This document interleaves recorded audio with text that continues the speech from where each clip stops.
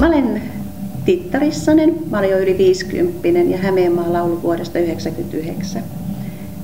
Aina viihtynyt niin kuin myyjänä, mutta sitten oli semmoinen sanotaan 3 vuoden jakso, minkä aikana mulle tehtiin 4 leikkausta.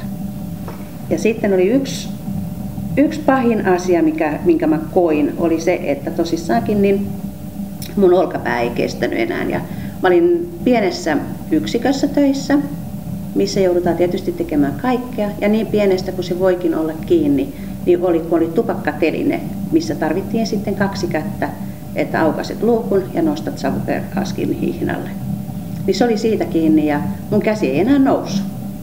Ja mulla ei ollut mitään muuta mahdollisuutta, kun mä hakeuduin sairaslomalle. Ja näin sitten työterveyshuollosta sovittiin leikkauspäivä, mikä suoritettiin sitten silloisessa Mehiläisessä. Mutta toipuminen ei ollutkaan taas niin yksiselitteistä. Multa poistettiin olkavarresta niin luuta, että sinne tuli sitten enemmän sitä liikkumatilaa, mutta mun käsi ei edelleenkään noussut. Ja edelleen mä jatkoin sairaslomaa. Ja silloin tuli sitten Jaana Hämeenmaalta ja sitten Sari Hämeenlinnan Prismasta ja työterveyshuolto. Käytiin keskustelut ja mä huomasin, että mä pääsenkin Prismaan työkokeiluun. Eli mä olin puoli vuotta työkokeilussa.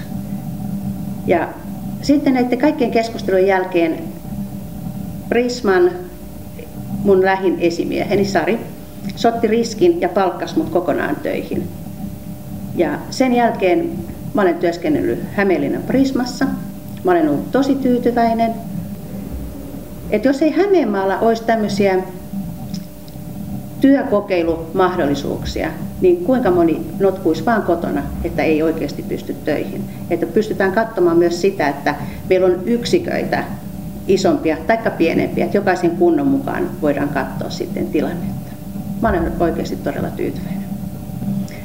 Ja henkisen hyvinvoinnin mä huomasin selkeästi kasvavan, kun mä tulin Prismaan.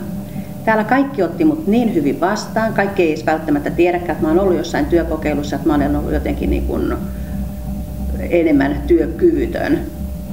Mutta täällä on hyvä vastaanotto ollut, mä olen viihtynyt ja mä jaksan henkisesti todella hyvin.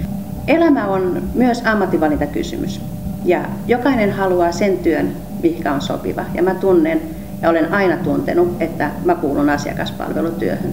Ja täälläkin, vaikka ensin sanottiin näin, että sä hukut tänne massaan, mutta täällä mä oon saanut myös ihan omia vakituisia asiakkaita, jotka haluaa vain mun kassalle. Mä oon tosi ylpeä niistä.